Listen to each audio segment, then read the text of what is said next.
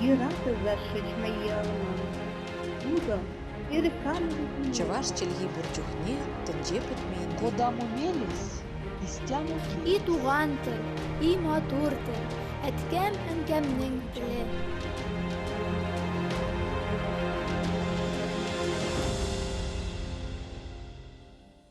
Исәнмесез, сез Татарстан 24 каналында туган тел тапшыруын карыйсыз. Сезнең белән мин Гөлүсә Сынгатуллина. Бүгенге тапшыру дөньяда радио барлыкка килү тарихы, татар телендәге милли радиолар, радио тапшыруларының телне үстерүдәге өлеше, радио аша әдәби әсәрләрне, язучыларны популярлаштыру, радиолар белән бәйле кызыклы фактлар хакында.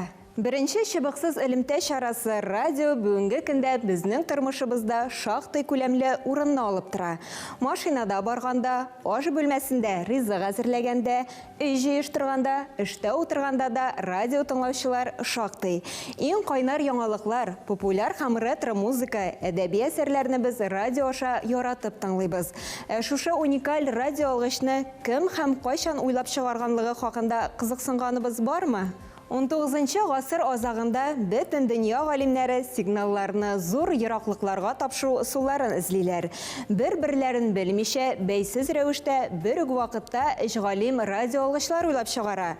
Алар рус галиме Александр Попов, америкалы Никола Тесла, Италия эшмәкәре Гульельмо Маркони. Никола Тесла беренчеләрдән булып үзенең ачышын патентлый. 1891 елның язында ул үзенең инновацион алымына Америка патентын ала.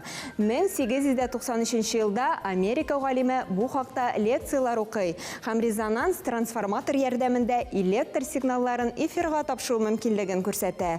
Ул әлеге техник системаны чыбыксыз элемтә өчен кулланырга мөмкин булуын раслый. 19 гасырдан башлап үсеш кичерүче радио дөньясы бүгенге көндә ничек яши? Киләсе сюжетыбыз шул хакта. Милли татар радиоларының бүгенге халаты дигәндә, бүгенге көндә битендә Аллага шөкер республикабызда шактый күп татарча радиолар бар. Татар радиосы, Болгар радиосы, Күңел радиосы бар иде. Курай радиосы эшләп килә бит инде безнең 25 елга якын. Шулар дансың менә соңгы 5 ел эчендә тагын 2 яңа радио ачылды. Күңел радиосы FM-га чыкты бит инде, ул бит 20 ел буена УКВ форматта, УКВ диапазонында эшләгән Күңел радиосына ниһаять без 20 елдан соң FM ешлык алып бирә ала алдык дип әйтик. Менә соңгы елда гына, соңгы 1 ел эчендә генә якынча бер үк аудиторияга эшләүче һәм бер үк максатларга җавап бирүче 2 радионы без башлап җибәрдек.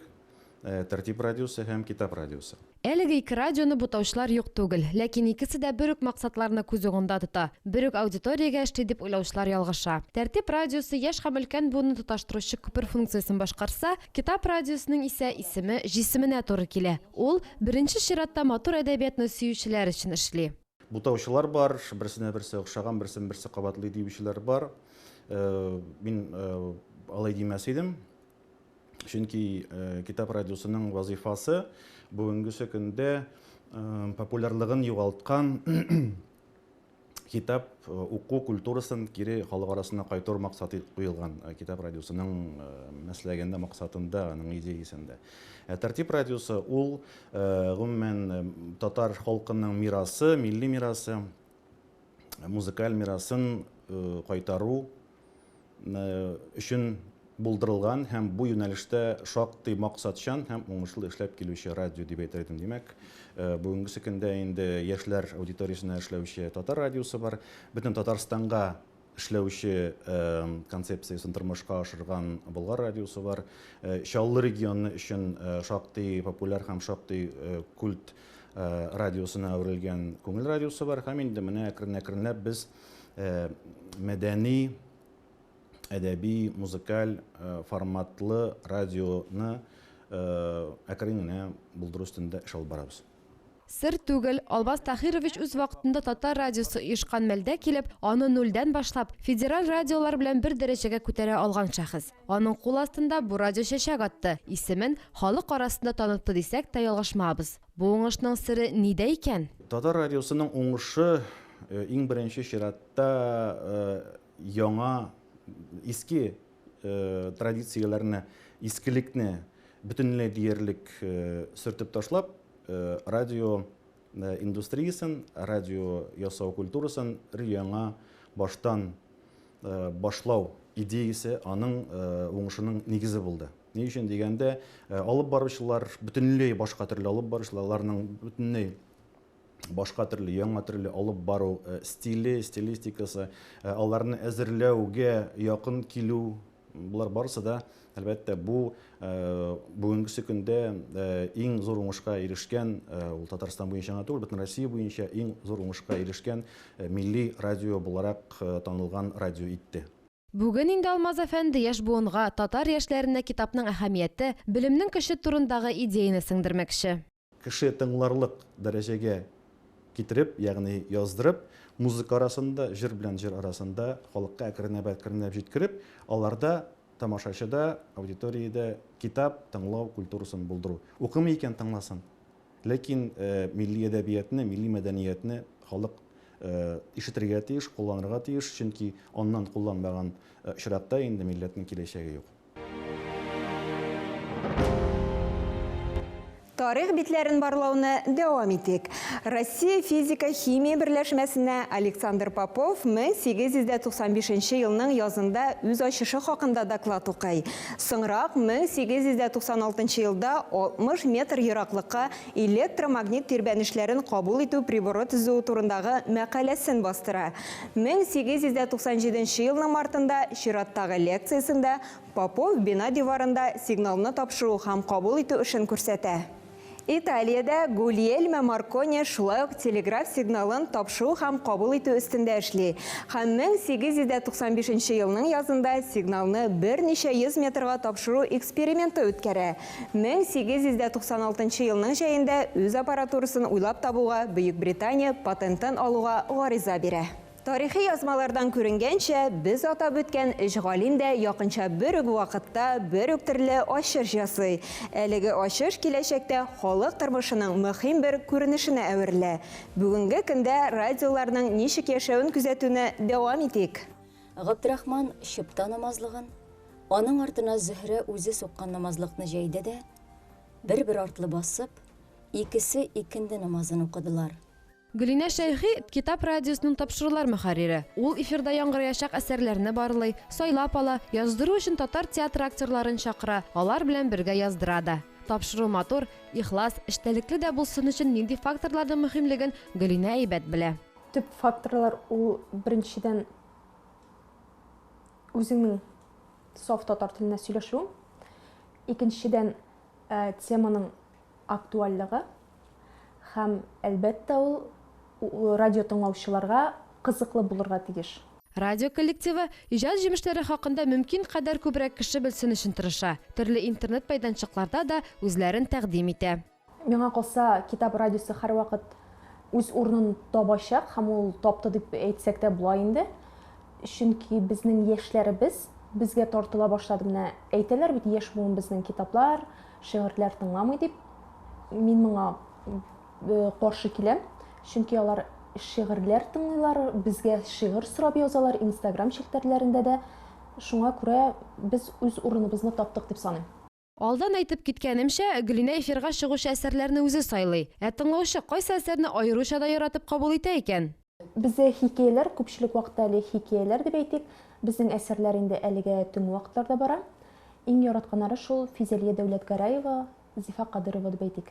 Татар теленең, милли радиоларның, гомумән радиожурналистиканың киләчәге турында да Гөлинәнең үз фикере бар.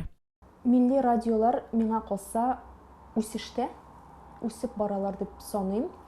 Менә бу китап радиосы барлыкка килгәнче, күп кеше бит инде әйтте, татар теле бетә, татар теле юкка чыга, яшьләргә бу кызык түгел дип. Ләкин без моның киресен исбатлап, әкрен генә адымнар белән булса да, моның киресен исбатлап киләбез дип саныйм мин. Мөшкил түгел, ул кадәр мөшкил түгел әле. Без әле генә сюжетта карап үткән китап радиосының идеясы аның исемендә үк ята. Аларның төп максатлары китапка, әдәбиятка, туган телгә, язучы шагыйрьләргә игътибарны арттыру. Бүгінгі көндә кызганычка каршы китап укуның түбәнәюе күзәтелә. Балалар гына түгел, хәтта өлкән буында китап укымый диярлек. Күбебез кыска яңалыклар, бер җөмләдән торган үтемле гыйбарәләр укудан уза алмыйбыз. Ә китап белем, әхлакый, этик һәм тел нормалары чыганагы. Татар әдәбияты бай, аның тарихы бүгенгесе бар. Шул байлыкны халыкка тапшыруда яңа радиобыз гаять зур эш башкара. Әле узган елның май аенда гына ачылсалар да, алар инде тыңлаучылар арасында шактый популяр. Радионың мобиль кушымтасын бүгінгі көндә 22 меңгә якын кеше үз смартфонына йөкләп алган. Инстаграмда да язылучылары шактый. Тыңлаучыларның нигездә яшь һәм урта буын булуы аеруча да сөендерә. Димәк, яшьләр әдәби әсәрләрне радио аша булса да ишетә, кызыксына. Милли радиоларга күзәтү ясауны дәвам итик. Радио эшчәнлеге гаять кызыклы. Бер вакытта берничә функция башкарырга кирәк. Фикерне төгәл итеп җиткерергә, пульт белән эшләргә, шалтыратулар кабул итәргә һәм әлбәттә җырлар куеп җибәрергә. Биредә утырып, мин дә үземне чын радиожурналист сыман хис иттем. Тәртип радиосының студиясе әле өр-яңа, күптән түгел генә аның ачылышында республикабыз президенты Рөстәм Миңнеханов та катнашкан. Сер түгел, Рөстәм Нургалиевич милли радиолар арасында өстенлекне тәртипкә бирү хакында үзе әйткән иде. Радиога аерым ишлек булдыруда да, кабаттан тулы кешене эшләп китүдә дә аның ярдәме гаять зур. Тәртипнең баш мөхәррире Ризалә ханым Исмәгыйлова радио ишлексез калган көннәрне куркыныч төш кебек искә ала. Алланың биргәненә шөкер дип әйтәсем килә инде.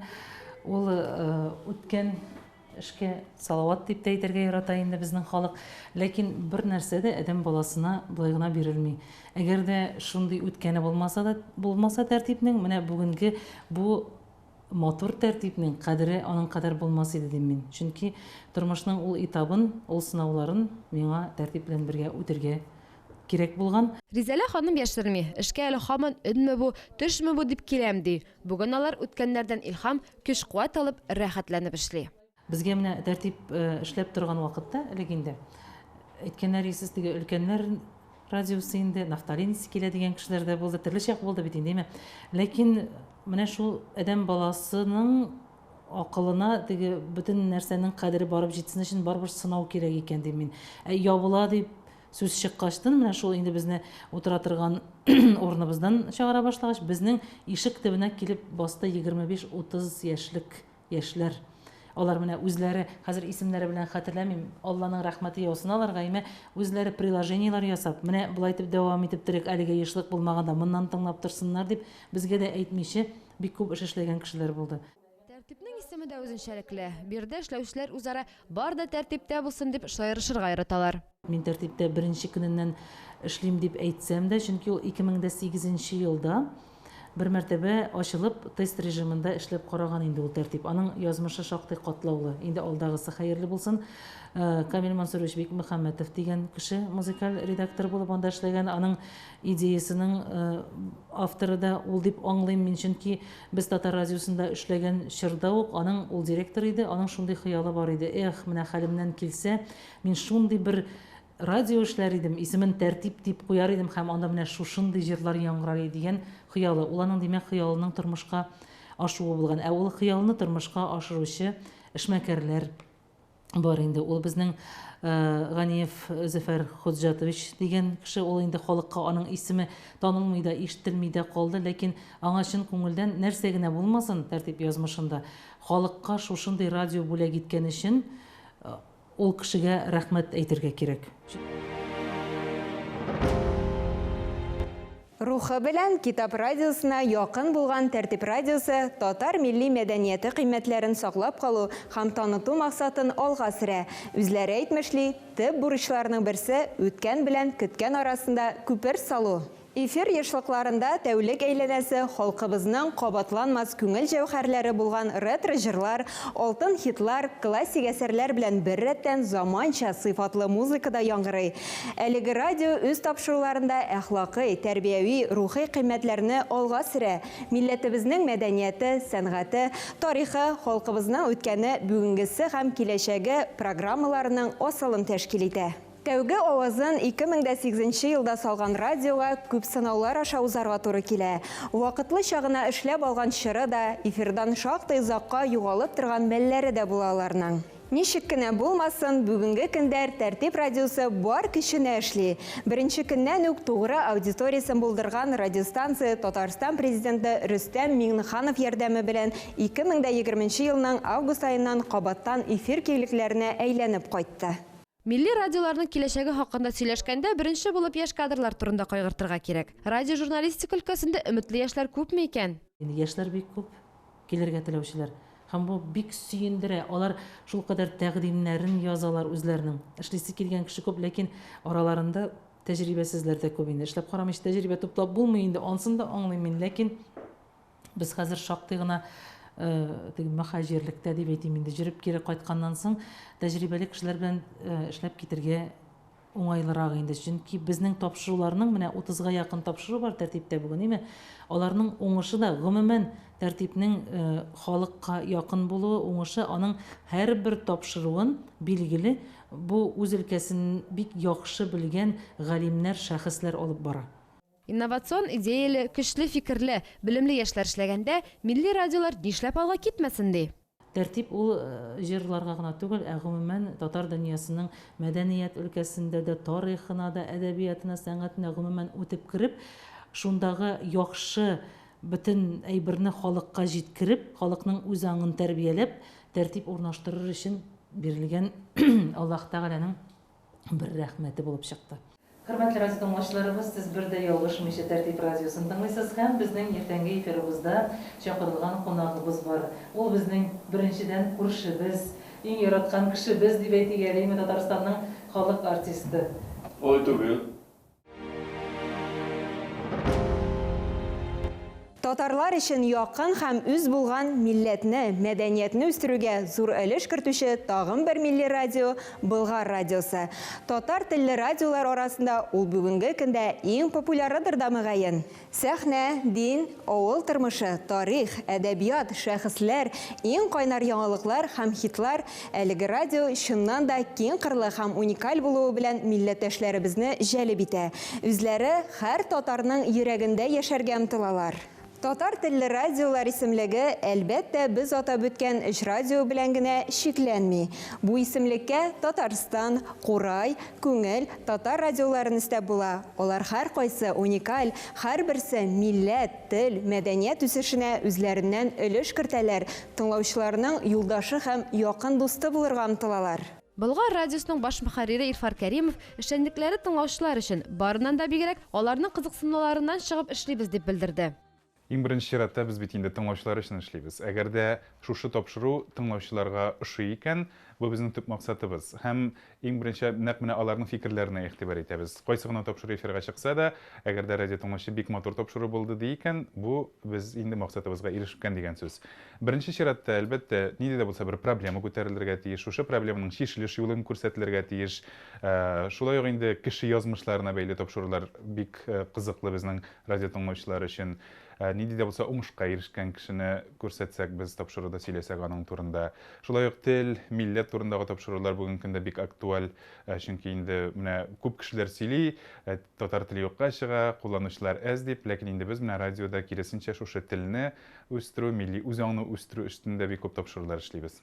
Әйтергә кирәк, Болгар радиосының тапшырулары гаять киң колачлы. Биредә юрист, бакчачы киңәшләре алырга була. Радио диджей белән Татарстан авыллары буйлап сәяхәткә чыгарга, артистлар белән әңгәмә тыңларга мөмкин. Шулай ук дини тематикада яктыртылмый калмый. Менә безнең хак дин тапшыру ул 1 сәгатьлек булып эфирга чыга иде. Заманында без аны хәзер бу кыскарак форматта чыгара башладык, 10 минутлык. Бик күп кеше тыңлый башлады аны. Өлкәннәрдән алып яшьләргә кадәр, чөнки хәзерге көндә дин белән кызыксынучылар, дингә тартылучылар шактый күп. Милли мөнбәр тапшыруында, татар мәйдан тапшыруында без инде нәкъ менә телгә, милләткә бәйле мәсьәләләрне күтәрәбез. Бигрәк тә бу быел актуаль, чөнки халык сан алу якынлаша.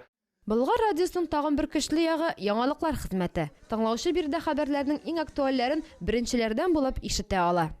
Кыскасы, радионы тыңлаганда һәркем үзенә кирәкле мәгълүматны таба ала инде бездән. Инде шулай ук яңалыклар безнең һәр сәгать саен чыгып бара.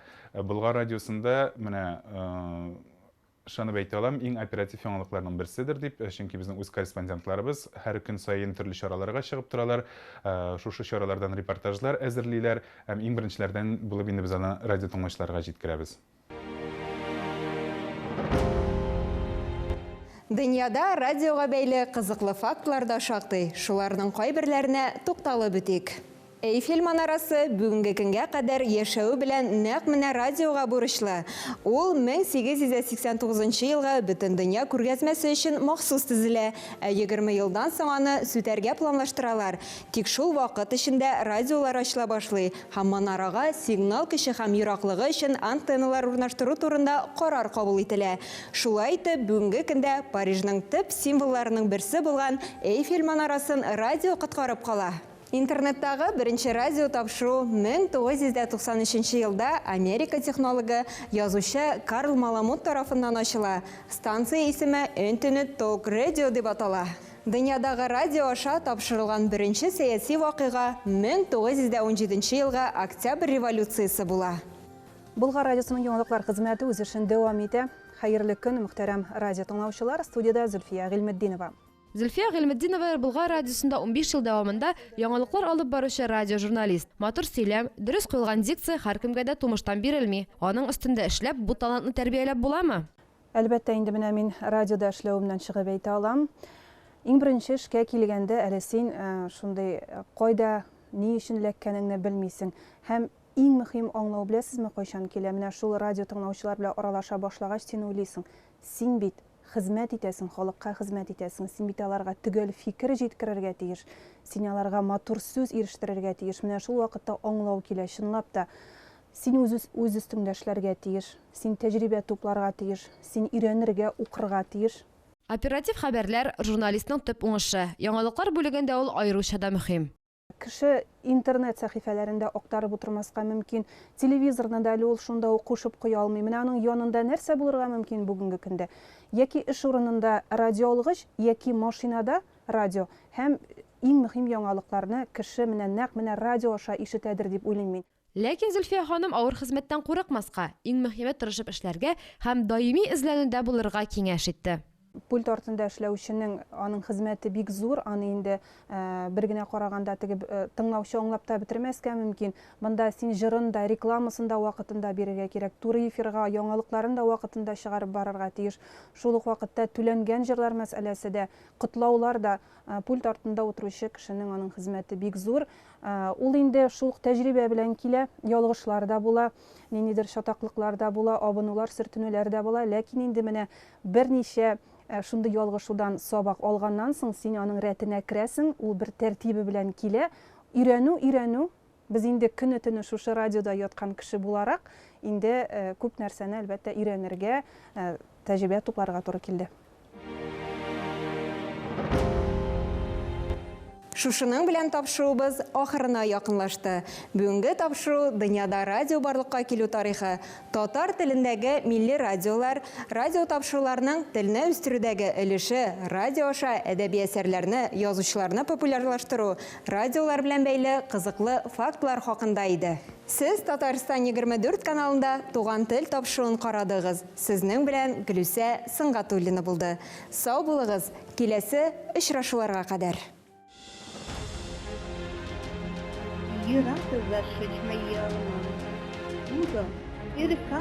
Чуваш челги бурчухне, тенҗе путмейнде. Куда мумелис, истяну И туган тел, и матур тел, әткәм әнкәмнең теле.